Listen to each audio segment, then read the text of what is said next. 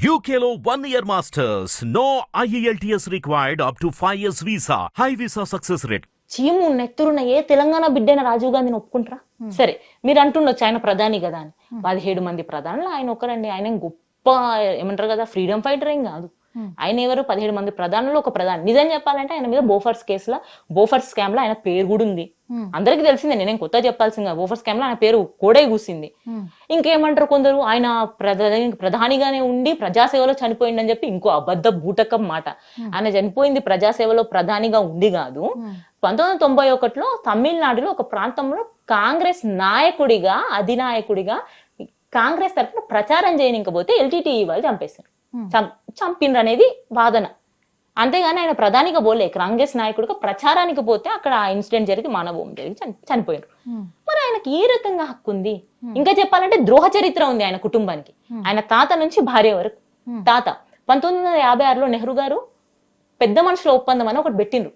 అంటే ఆ రోజు పెద్ద మనుషుల ఒప్పందంలో ఏం చేసిందంటే, తమిళనాడు నుంచి విడిపోయేటప్పుడు తెలంగాణని తీసుకుపోయి ఆంధ్రాలో కలిపేసిండ్రు. ఆ రోజు కలిపేసి బూటక్ మాటలు మస్తు చెప్పిండ్రు. ఏంటి ఒక రకం చెప్పాలంటే బలవంతం పెళ్లి ఆంధ్రతో తెలంగాణకి. ఆ రోజు బీజం వేసింది ఎవరు? నెహ్రూ. ఆ రోజు స్టార్ట్ చేసినావు. ఆ రోజు ఎన్నో మాటలు ఇచ్చినావు, తెలంగాణ కట్ చేస్తాం, ఇది చేస్తామని చెప్పి. ఏవి చేయకపోయేసరికి ఏమైంది? 1969లో తొలి దశ తెలంగాణ ఉద్యమం స్టార్ట్ అయింది. ఆ రోజు 369 మంది తెలంగాణ బిడ్డల్ని కాల్చి చంపడానికి కారణం ఎవరు? ఇక్కడ కాంగ్రెస్ అధికారం ఉంది, పైన కాంగ్రెస్ అధికారం ఉంది. అధికారంలో ఉన్నప్పుడు ప్రధానమంత్రి ఇందిరాగాంధీ గారు. ఆ ఇందిరాగాంధీ గారు ఎవరు? నెహ్రూ కూతురు. రాజీవ్ గాంధీ ఎవరు విగ్రహం పెడుతున్నారో ఆ రాజీవ్ గాంధీ తల్లి. 369 మంది మన తెలంగాణ బిడ్డల్ని పొట్టన పెట్టుకుని తెలంగాణ ఉద్యమాన్ని అణిచివేసింది. మన ఏది ప్రజా సమితి తరపున 10 మంది ఎంపీలు గెలిస్తే వాళ్ళందరూ తెలంగాణ కొరకు కొట్లాడుతుంటే భయమో ఆశ పదవాశ చూపి వాళ్ళందరినీ లాక్కుంది ఆమె. అప్పుడు మోసమే చేసింది ఆ కుటుంబం. తర్వాత తన భార్య 2004లో గెలిచి పొత్తు పెట్టుకుంది టీఆర్ఎస్ తోనే. ఏమని? తెలంగాణ ఇస్తామని.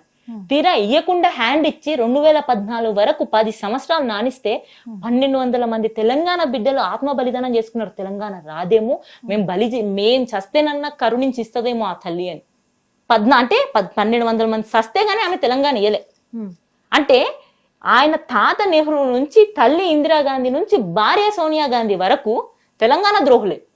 అలాంటి తెలంగాణ ద్రోహులకు సంబంధించిన కుటుంబీకుని విగ్రహం ఆడ ఎందుకు పెట్టాలి? మేము ఎందుకు ఒప్పుకోవాలి? కావాలంటే ఎడలో పెట్టుకోండి, గాంధీ భవన్ లో పెట్టుకో, లేకుంటే నీ పార్టీ ఆఫీస్ లో పెట్టుకో, యా కూడలో పెట్టుకో. మేము కూడా ట్రిబ్యూట్ పలుకుతాం. మా మాజీ ప్రధాని 15 మందిని ఈయన ఒక్కడని చెప్పి గౌరవంతో మేము కూడా ట్రిబ్యూట్ ఇస్తాం, నివాళులు చెప్తాం. అంతేగాని తెలంగాణ తల్లి, నా తల్లి, ఏ తెలంగాణ తల్లి బానిస సంఖ్యలు ఆమెను బంధించండు సంఖ్యలేసి. అంటే ఏంది? ఆంధ్రాలో కలిపి ఆ రోజు నుంచి ఈ రోజు వరకు పోరాటం చేస్తున్నందుకు ఆమె సంఖ్యలు తెంచనికే. ఆమె సంఖ్యలు తెంచినాక మళ్ళీ అది ఆమె కోసం పెట్టిన, ఆమె విగ్రహం కోసం పెట్టిన జాగాలో తెలంగాణ ద్రోహి అయినటువంటి కుటుంబానికి చెందినటువంటి రాజీవ్ గాంధీ విగ్రహం తెచ్చి పెడతానంటే మేము ఎందుకండి ఒప్పుకుంటాం? మాకేం అవసరం? కావాలంటే ఏడను పెట్టుకో. మీరు ఎప్పుడు పుట్టారు? నేను 93. మరి చరిత్ర అంతా చెప్తున్నారు కదా, అందుకే అడుగుతున్నాను ఎప్పుడు పుట్టారు అని చెప్పి. అంటే మీకు కాంగ్రెస్ అంటే పడదా, లేకపోతే బీఆర్ఎస్ కి సపోర్టింగ్ గా ఉన్నానని చెప్తున్నారు?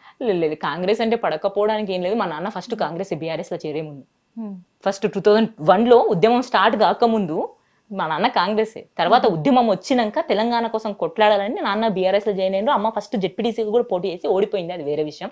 రైతు నాగలి గుర్తుండే అప్పుడు. అట్లా మేమేం కాంగ్రెస్ వ్యతిరేకులము, ఇది బీజేపీ, మాకు ఏ పార్టీ మీద లేదండి. మాకు సోయి మా ప్రాంతీయ పార్టీ, మా బీఆర్ఎస్ తెలంగాణ తెచ్చిన పార్టీ మాకు ముఖ్యం. మాకు ఏ నాయకుడి మీద పర్సనల్ కక్షలు అయితే ఏం లేవు. ఎందుకంటే మొత్తం జరిగిందే కదా అంటే జరిగిందే కదా చెప్పిన. దాంట్లో అవాస్తవాలు అయితే ఏం లేదని చెప్పిన. ప్రతి పాయింట్ నిజమే. 369 మంది చంపింది నిజమే. అప్పుడు ఇష్టం లేని పెళ్లి చేసి ఒక రకంగా పెళ్లి లాంటిది. రాజకీయ చరిత్రలన్నీ చదువుతున్నారు అయితే, అంటే అవగాహన ఉంటది. అదేగా, ఎందుకంటే పుట్టిందేమో 93నా 99 93లో పుట్టాను అని చెప్తున్నారు.